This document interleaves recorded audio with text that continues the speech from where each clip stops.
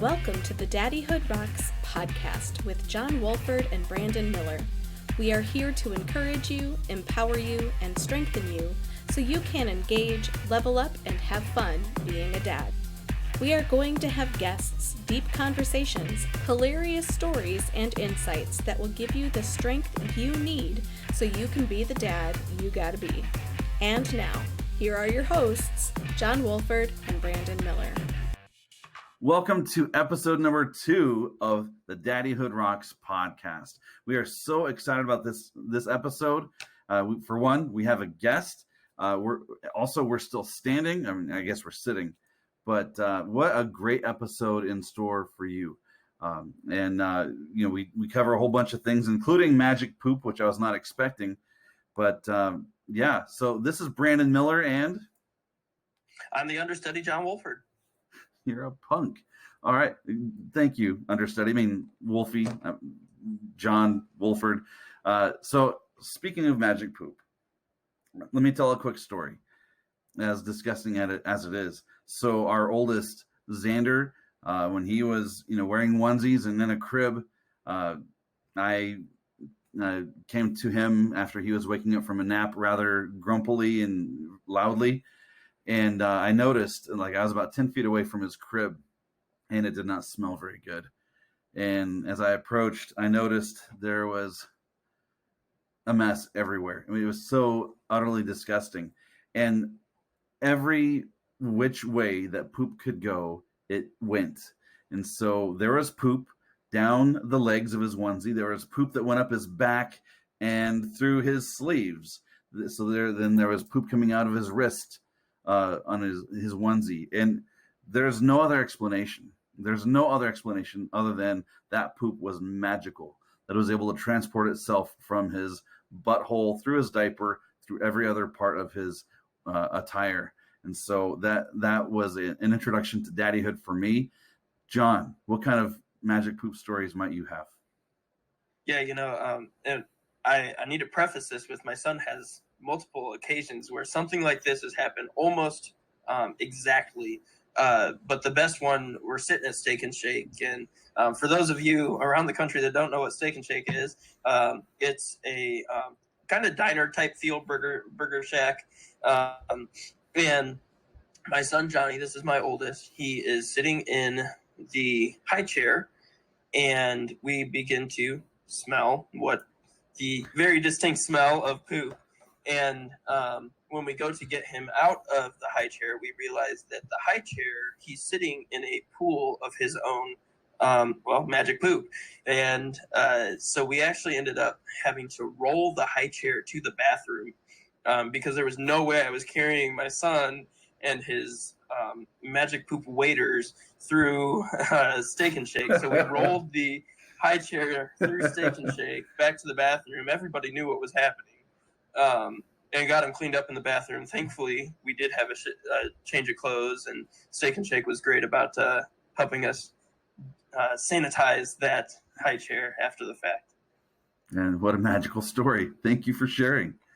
All right, man. Hey, I'm highly amused by the fact that our guest also has a magical poop story. What a great guest.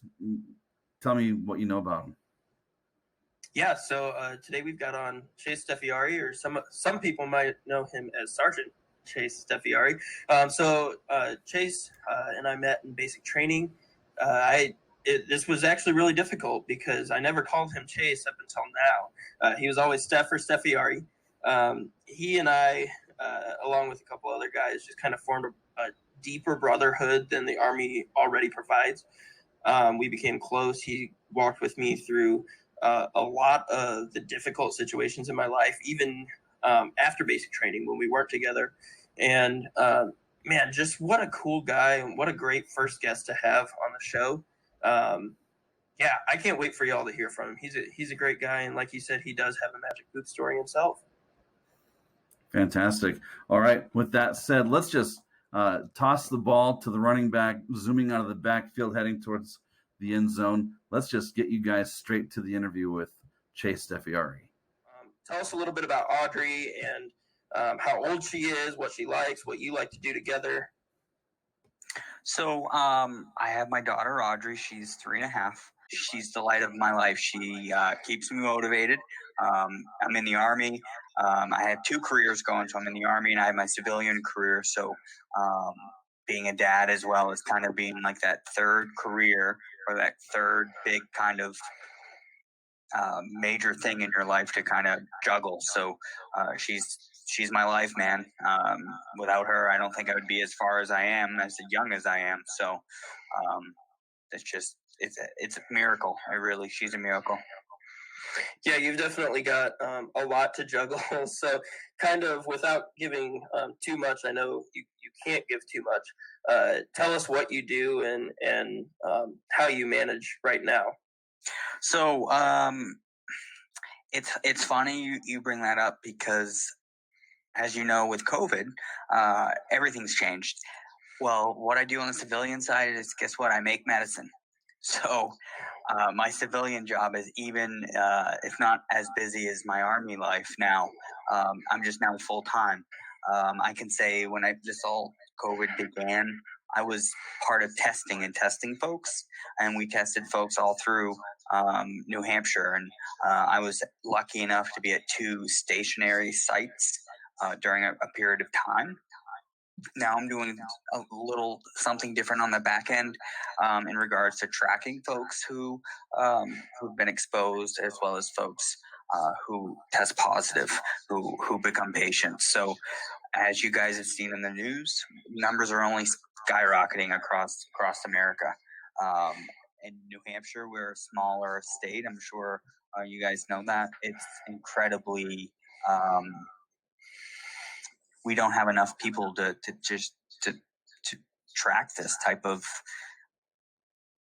different event that we have going on that we've really never seen in America, and we've never really had kind of like a T50 or rule book to go, oh, this is what we do when this happens. It's kind of as it's by the seat of your pants. So it's honestly, guys, it's crazy. We are living in an odd time. Without a doubt. Now, for you, Chase, with being in the National Guard and with being connected with your daughter, I mean, how does that impact your role as a dad? So I can tell you it's had a traumatic impact. And the reason is, for example, with COVID hit, I became full-time and I actually didn't see my daughter for 2 months, which, you have your deployments and other military branches, but this was, I had a 24-hour notice.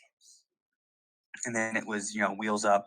I didn't see her because, where I was being exposed to this disease that we didn't have a lot of knowledge on. I didn't want to bring that to her, and I didn't want to bring it to my family. I was away from my home. I was away from my dogs and my cats, and for that period of time until we've kind of had a more clear picture. And myself as a dad, I made the decision.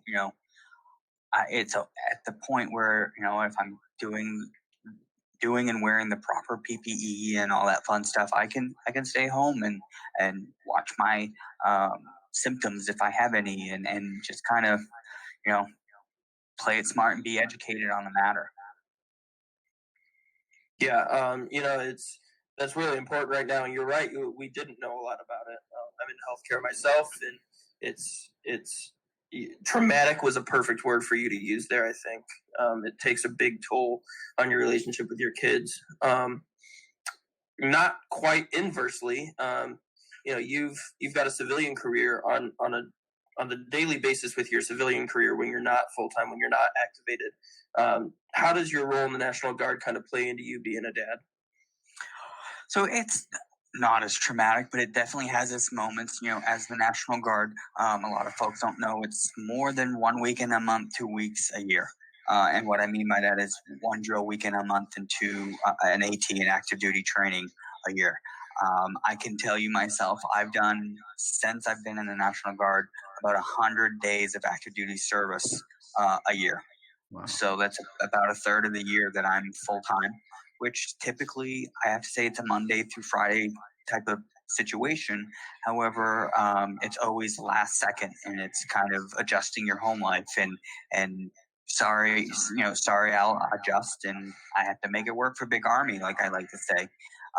But that's part of the sacrifices that I decided to make for our country.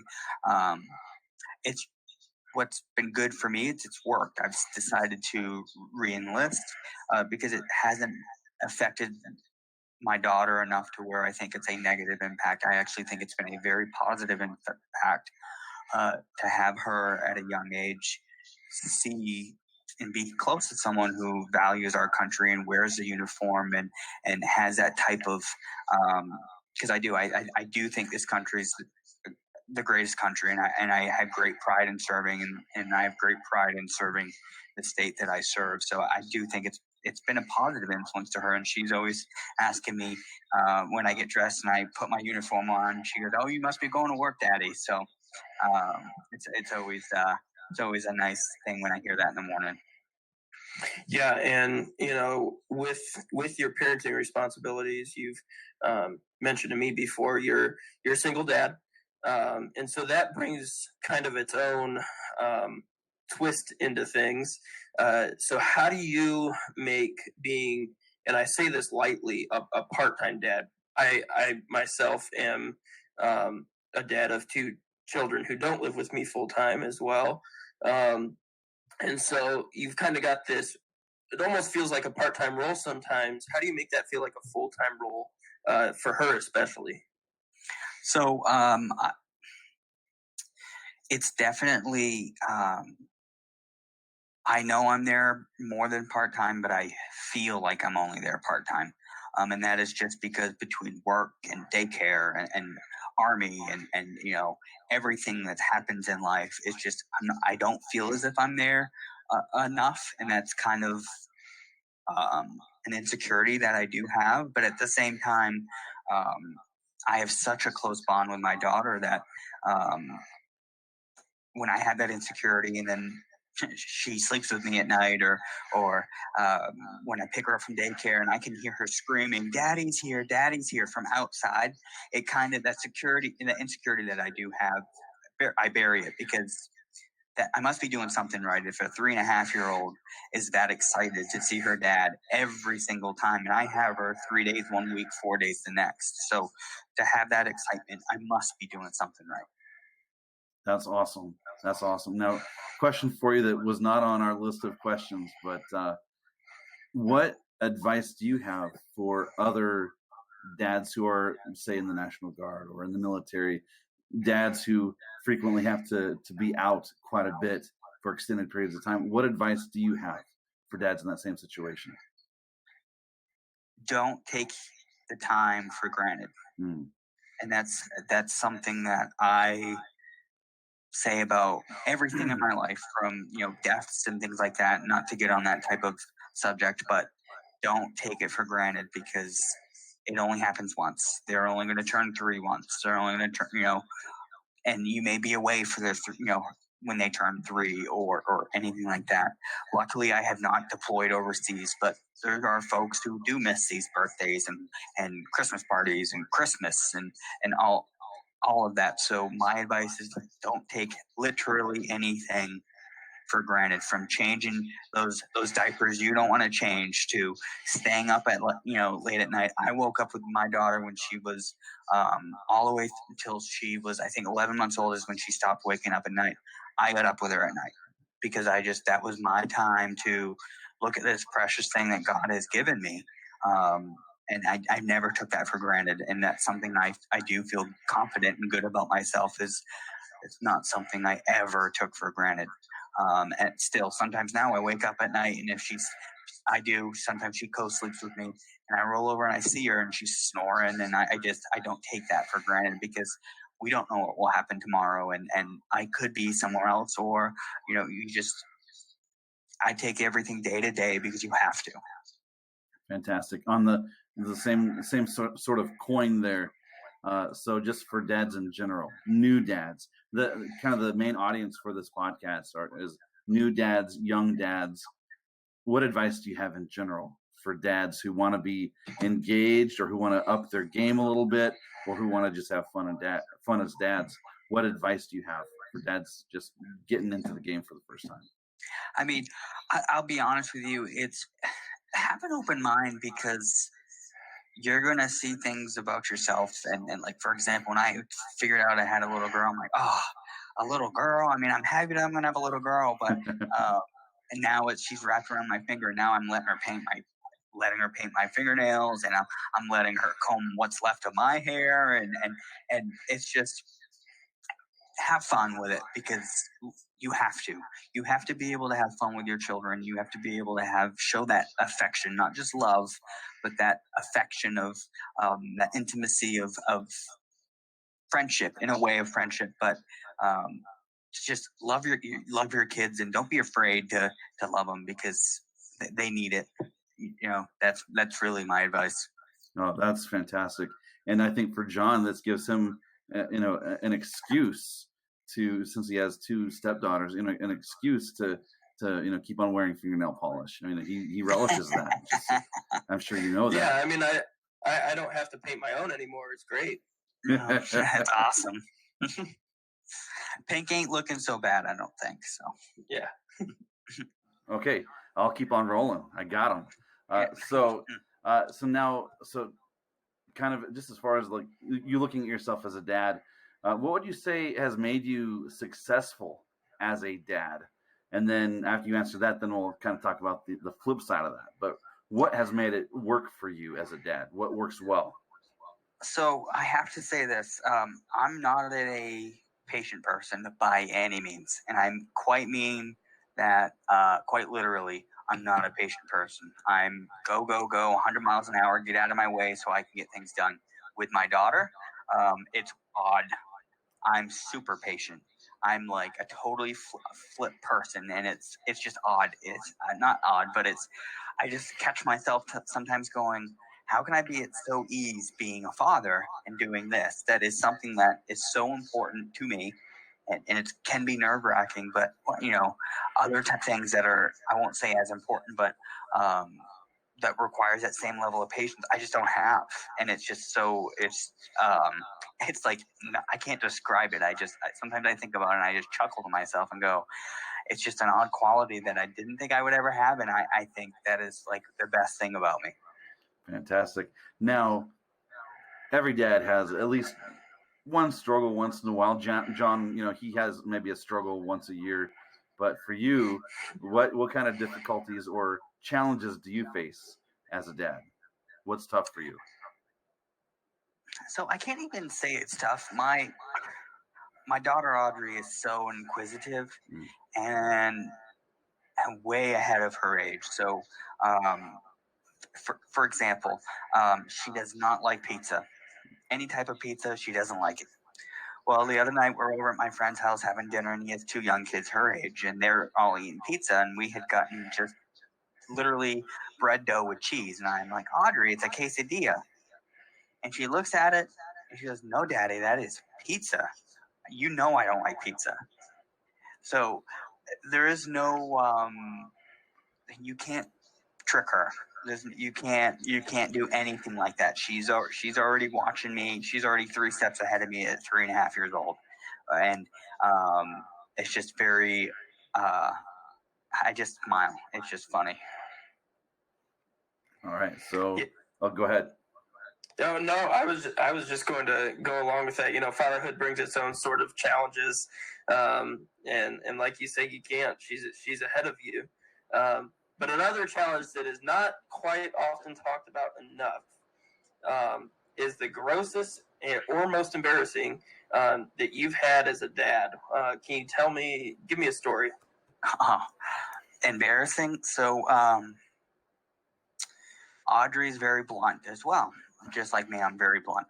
So we're in Walmart, and she's sitting in the cart in front of me, and she's looking at people and all this stuff. And someone was, those automated carts, and this person happened to be a little bigger than what Audrey's probably ever seen. And Audrey's pushing me out of the way, and then all of a sudden, as loud as she could, Daddy, why is she so fat? I'm like, so I'm covering her mouth, and I mean, I'm just shell shocked.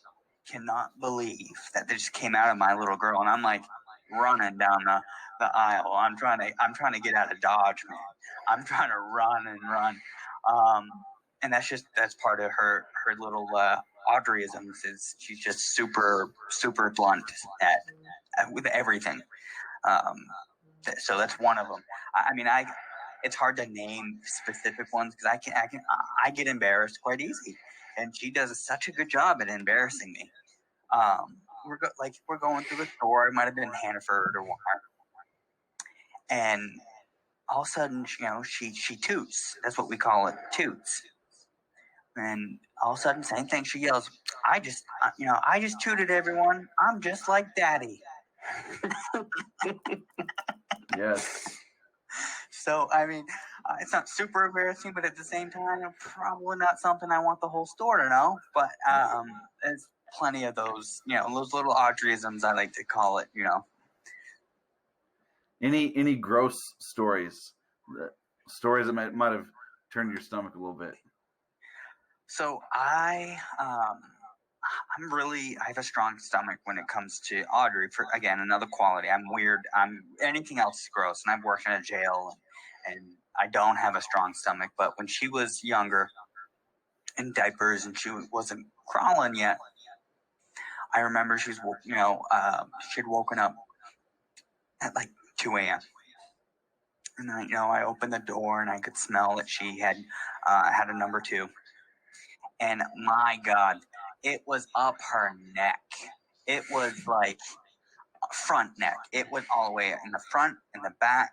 I was like, didn't know that was possible. I'm just shocked. I mean, I'm not kidding you guys. It was coming out of her neck. I thought something was wrong. Dude, It's the same. You've just described what I have coined the phrase for. It's magic poop. It comes out from nowhere and goes up and down sleeves and onesies and in the wrong places and out the wrong places. That's magic poop. Every single crack and roll this little girl had, it was filled with poop. It was just incredibly disgusting. And I just remember that's when at the time her and her mom and I were together, and I'm like waking her up. I'm like, you gotta help me. We need 2 adults to take care of this. This is horrible. This is absolutely horrendous. Another story like that is when she discovered taking off her diaper, and a very similar story. I opened the door and just poop everywhere, just all over the wall. It was just she was young then. It was just not a good time. So my other advice to you young dads and moms and everyone out there, when you put your child to bed, make sure they have pants on so they don't take that diaper off and they don't play with it. Or at the very least, duct tape. Yes. Duct tape is good for lots of things. Yes. Man. All right. Now, a shift into another question that was not on the list of questions for you. So imagining ahead. I love daydreaming about kind of the future of for my 2 sons. They're 6 and 7. And I'm not envisioning like, hey, they're going to be a doctor. They're going to be a lawyer. But just imagining like what their character is going to be like. What kind of things they might be leaning towards doing. That sort of thing. When you imagine ahead 10, 15 years down the road for Audrey, what kind of things come to your imagination? So Audrey already at such a young age has already shown that she's intelligent, above her peers or kids her age. But she also has a very, I can tell she's in touch with her feelings. She's in touch with her emotions at such a young age that I see her in like a caregiving type of environment, John, like nursing and things like that, where she's, it's not easy. You have to have a skill set and intelligence set, because she's just so caring and she's so, she's always inquisitive. She wants to do the right thing. I don't discipline her. I don't have to. She disciplines herself. Mm-hmm. So I just see, she has so much potential that more than I could possibly ever have. At such a young age, she has just incredible amount of potential that I think about the same. Is she going to go into nursing or she loves animals too. Is she going to go and be a vet? Is she going to go and do these types of things?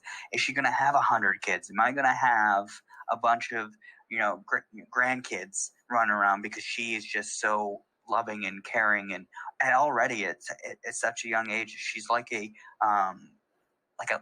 flower. She's just precious like a flower and as beautiful as a flower, but she's just that precious being that I want to keep it in like a glass little hut away from this world and keep her as precious as she is today. I'm always doing the same type of daydreaming and wondering what she's going to do and how far she's going to go.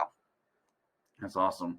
John, you didn't think I was going to be turning that question on to you, but what kind of things do you daydream ahead, imagining ahead for all of your clan? Yeah, I mean, we talked about last episode, I have a zoo, and each child is so different. I mean, Riley is so strong-willed, but so loving, and is similarly just in touch with her emotions. Johnny's the same way. Denver doesn't give a rat's patootie. You can tell him whatever you want, and he'll, walk on. And so, I don't, similarly to you, Brandon, I don't think, oh, hey, I hope they become that. But, man, I just want to have my kids who are what they are now, just good kids that love their parents and love their siblings and love their friends. I want to have that remain long-term. I don't want that to go away. So I don't mean to interrupt, but my grandmother, when I was a young age, has always told me this, that she has always wanted to leave her kids one step ahead than what she was given. And that is something that I think I was 10 or 12 years old when I started really, like, that's something a quote I think about every day now, especially now that I'm a dad, is I want to leave my daughter at least one step ahead than me and where I was brought up. And having that safe haven for her is something that I think is just so important in today's age, especially for little girls. So it's actually funny you said that one of your little girls is I dare say sensitive, but that type of sensitivity to their emotions, to what's around them. So that's actually really interesting. Thinking of what you just said about what your grandma said, the one word that comes to mind that I love thinking about is the word legacy. What you leave behind for your kids. So here's just kind of a soon to wrap up the interview, but just a thought to kind of have you chew on and let me know what you think of it. When it comes to you leaving a legacy for Audrey, you build a legacy, you build it, you let it brew, and then when they're growing up and when life changes, that's kind of when that legacy kind of gets passed on. What kind of things are important to you that you truly want to pass on to Audrey? The most importantly is I want Audrey to know if something ever happened to me or, whenever I pass, that, I don't want her to ever think, well, I don't know if my dad loved me. Like, that is something I want her to know with as much as we know the sky is blue, I want her to know that her dad loves her, that her dad was, and that, she is my number one and always will be. So having that type of legacy, or something that she knows, something that, my dad did love me and he did everything that he possibly could for me. And that's something that I think that, or that's something I know that she's going to have, because I'm going to show it to her. There's no way for me to prove that to her other than showing it to her. And that started when she was born. So that's something I want her to carry on. And maybe, it wouldn't be a bad thing for her to know that her dad was a little blunt sometimes. It wouldn't be a bad thing for her to know that and pass on to maybe my grandkids and that I worked hard. I do work hard, and it's all for her. So just a loving, compassionate, like I said, sometimes blunt dad. And that's something I think I would be happy with that, I think. Yeah, I think that she'll definitely carry that with her. It's kind of funny as you're talking here and we're interviewing you. I'm like, man, there's a distinct difference between Steffiari and now Sergeant Steffiari and Chase the dad. There's a huge difference there, but it's a beautiful difference. And so, man, I just want to commend you for what you're doing for her and for you guys as a team, because I think there's a very I would say it's distinct on Facebook. When I look at you, look at pictures of you guys, there's something there that's different, and it's a good different. And so, good job. Keep it up. You're 3.5 years into this, and you got 15 more to go, man. So keep making those memories, keep working hard for her, keep loving on her, and I don't think there's any doubt in my mind that she will carry that with her for forever. Well, thank you. I appreciate you guys reaching out to me. John, I mean, I love to see your zoo that you do have. It certainly, you put me to shame with what you juggle yourself. Don't think I don't notice it. But man, I mean, you do. When is it time for you guys to get too many vans at this point? I mean, you've got yourself, I like to call it, you got yourself a flock. A flock. That's a new one. That's a new one. Yeah, you guys have a flock. So, hats off to you, man. You were a family dude, family guy, and basic training, and that's something that's one of my distinct things I remember about you, in our first interaction. And Brandon, thank you. Don't know much about you. I know you got 2 boys, but thank you for having me. I certainly appreciate it. Absolutely, it's just an incredible honor being able to hear your story and your perspective on daddyhood. And it's really cool that, for one, I mean, we have big hopes and dreams for this podcast. And you are our first guest, which is just really very cool. And I don't think we could have done any better. This is fantastic with your story, with your character, with your love for Audrey. This is fantastic. So thanks for being a part of this. Awesome. Well, thank you guys. I wouldn't have been on any other podcast anyway. So thank you. I appreciate it. All right, man. All right, John, any last words for you? No, I think you're the star today. So thank you very much. Sweet. All right. Take care, man. And we'll have you on again. Awesome. I'll be more than glad to. So thank you guys. Have a good night. All right. Thank you so much, guys, for joining us on episode number 2 of Daddyhood Rocks. And what a great guest with Chase Steffiari, and including his magical poop story. So, John, what did you think of having your friend, your buddy from back when, as our first guest? Like I said, it was kind of weird, Brandon. Call him Chase. It just didn't feel natural. But man, I couldn't have thought of a better guest. I think that was a perfect first guest for our show. And man, it just leads us into bigger and better things, I think. Speaking of bigger and better, you have a story you want to allude to for next episode?